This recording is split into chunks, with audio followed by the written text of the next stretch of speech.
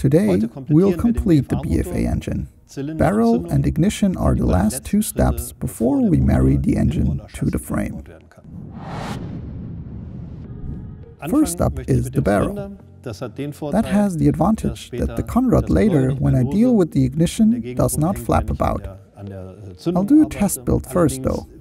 That means I'll fit the barrel with the piston to check whether the transfer timing is as it should be and whether swish clearance is okay too. Then I'll strip everything again and finally fit all parts with sealing compound torqued down to the right figures. First thing is I will fit the piston. That means I of course need the small end bearing, or the piston pin bearing, the piston and the piston pin. I will not fit the piston circlips just now, because I do not know whether I will have to remove this piston again to change something or not. Next thing is the barrel. The BFA barrel has a few unique features. This separately bolted on-exhaust flange, for instance. It's being attached with 4 bolts. I'll do that when I finally fit it though. The BFA cylinder head has one special feature too, or two. The first is, it seals with an O-ring. This reliably makes sure that there are no leaks. And more important maybe, it is held down by 8 bolts. That makes for even torquing down and reliable sealing. The cylinder runs a paper-based gasket down the crankcase. Every cylinder kit comes with 2 gaskets. One is 0.15 mm, the other 0.3 mm. For the first test, I'll take the 0.3 mm one, and I'll check where I'll end up with that. Easy and straightforward with the BFA, and the gasket has the right shape and size for the transfers out of the box. Now, I'll slide the cylinder on. We'll first torque down the barrel to the crankcase.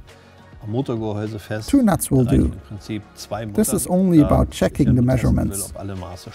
For bolting down the BFA engine uses these special nuts with an integrated washer, with an M8 thread and 10 mm wrench size. Best use a small socket to better access the nut between the cooling fins. The nuts have the advantage that they are self-locking, which is a bit shit for the trial build. Okay, barrel now sits on the engine cases.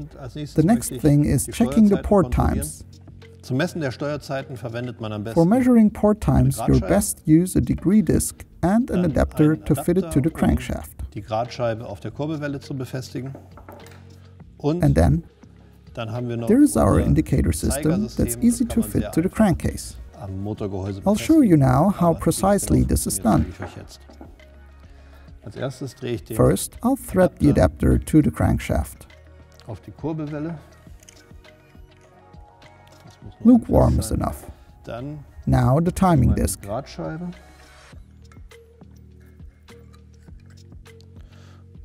And last, the indicator system.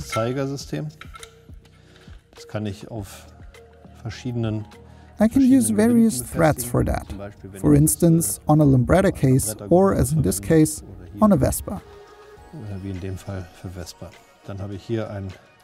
Here's a pointer that goes onto this stud.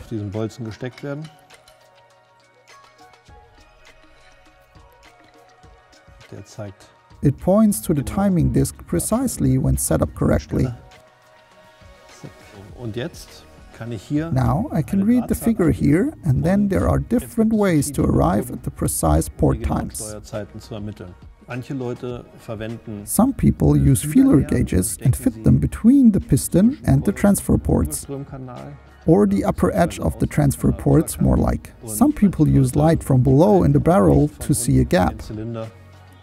The important thing is that you stick with your method of choice, so that you can reference with previous results when you change something. I use the same method always too. I use light, but not to see a gap that opens, but only to be able to see properly. And I always try to find a point where the transverse or the exhaust port starts to meaningfully opening. If you take the light gap only, you often end up with a high figure. If you use a feeler gauge, you often end up with a low reading. Okay, I now place the piston to where the transfers just begin to open, right at the upper edge.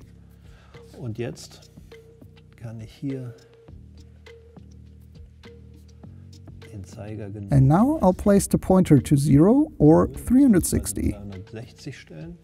I'll check. The piston is still okay here. Carefully tighten down here.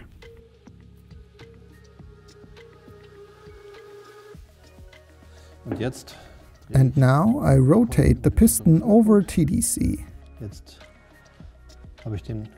Now the piston is past BDC, and the piston is again where the transfers open.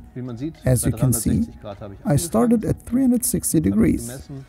Now I measured 240, 235, 234, somewhere between there it is. So 360 degrees minus 235 degrees equals 125 degrees. That's precisely the transfer port timing the BFA cylinder is supposed to have as standard. I'm about half a degree over that, easily within the measuring tolerance. Okay, same thing now for the exhaust port. Disc back to 0 degrees. Check again whether it's moving. No. And now I start rotating again.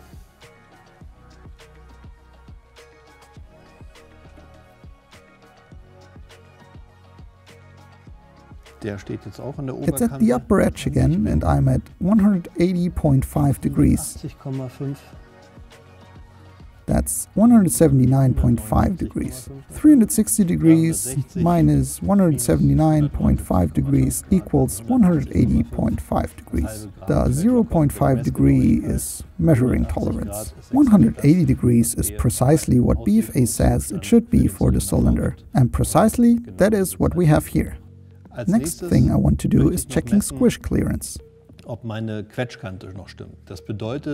That's the distance between your piston and the cylinder head at TDC. To do that, I use a simple trick. I take soldering wire, place it into the bore of the cylinder, torque the head down and turn the piston over TDC. And then I can precisely measure the soldering wire with some vernier calipers. What is the squish gap? There should be about 1.7 mm squish gap. I'm optimistic, hence I take 2 mm soldering wire and place it across the bore of the barrel. To make it as precise as possible, I do that as a cross. Now the cylinder head bolted down with the 4 bolts.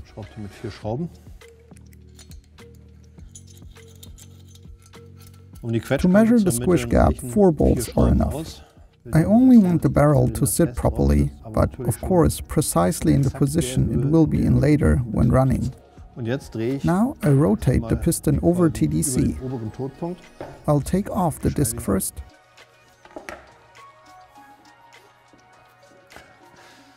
Not a good sign. Apparently the 2 mm soldering wire does not get squashed. Let's have a look.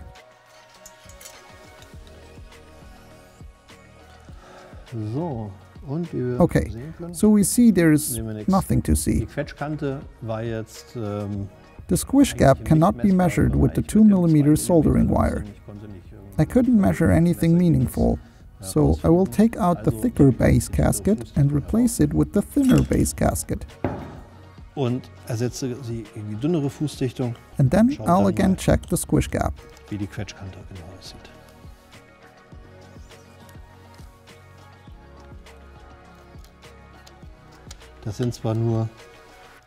The difference is on 0.15 mm, But since I am shooting for 1.7 millimeter, and since I am using 2 millimeter soldering wire, it is possible that it will be fine with this gasket now.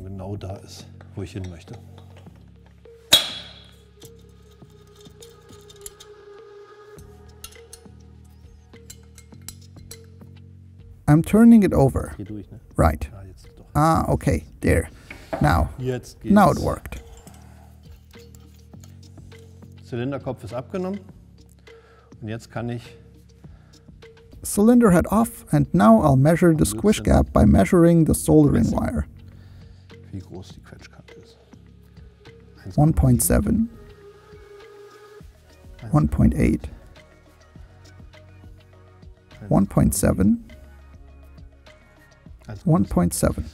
Okay, of the 4 tips, 3 are 1.7 millimeter, 1 is 1.8.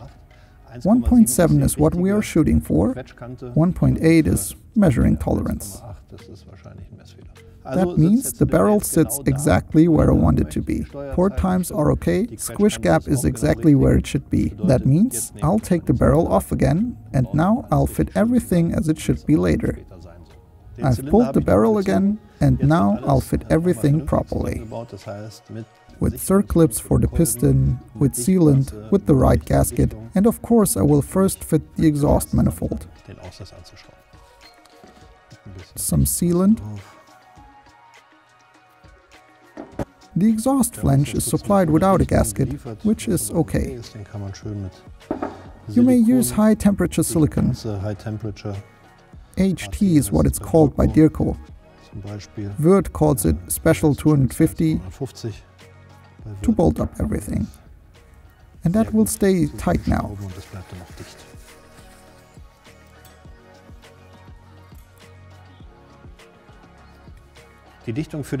I will add some sealant to the base gasket too.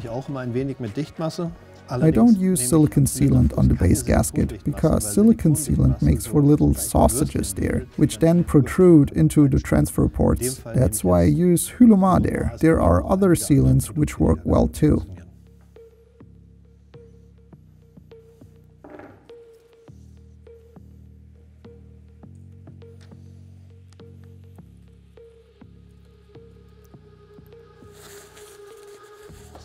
Okay. Before torquing down the cylinder head, I will place the O-ring in its groove. Bit fiddle, but done quickly. That's enough for the gasket. Now I'll fit the cylinder head. Next thing is the ignition, and there I'll first place the stator plate on the engine.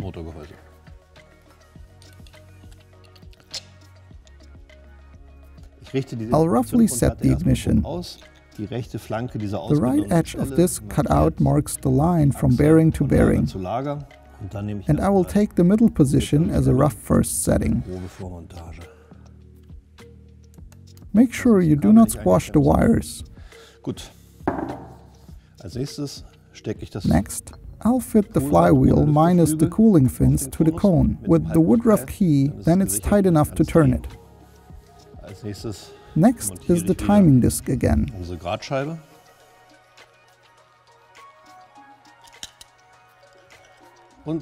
And the pointer. Next, I'll need this tool here, the piston stopper.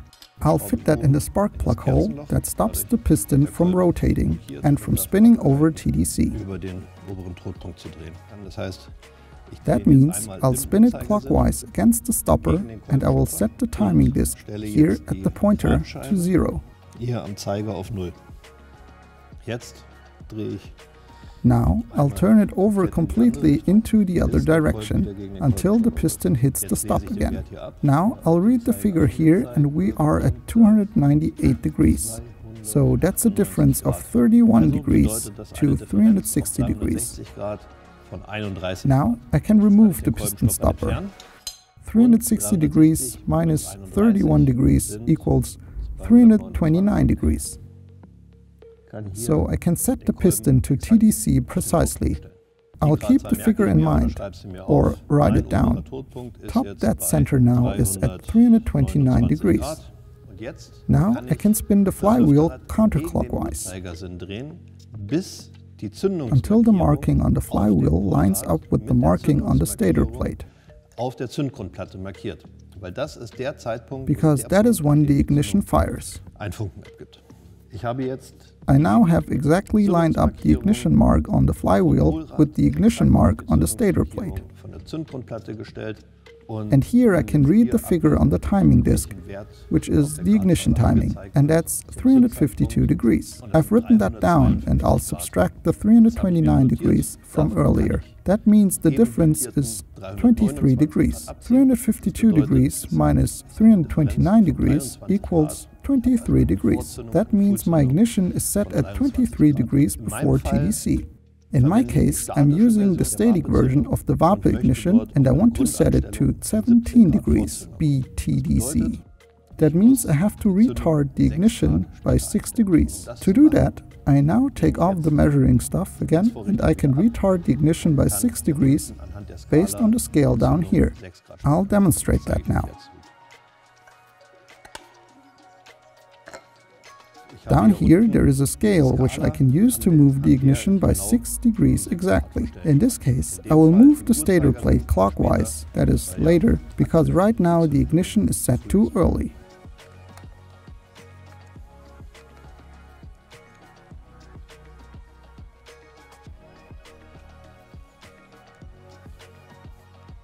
That's it, done. I now have 17 degrees.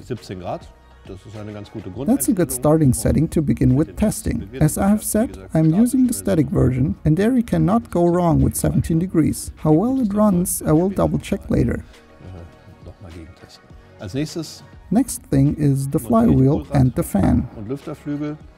I will not fit the HT coil today because that is mounted to the chassis in my case, and not on the engine. Now I'll first complete all the remaining parts. Fan first. The version for the BFA 306 is relieved on the backside. Best use the original bolts. They come with Loctite on the threads as standard.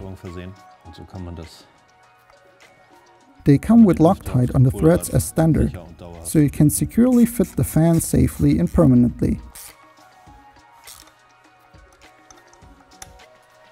Last not least, I do of course have to torque down the flywheel on the crankshaft. Here's our lovely flywheel holding tool. Now I'll fit the fan. I'll mark this here with a bolt.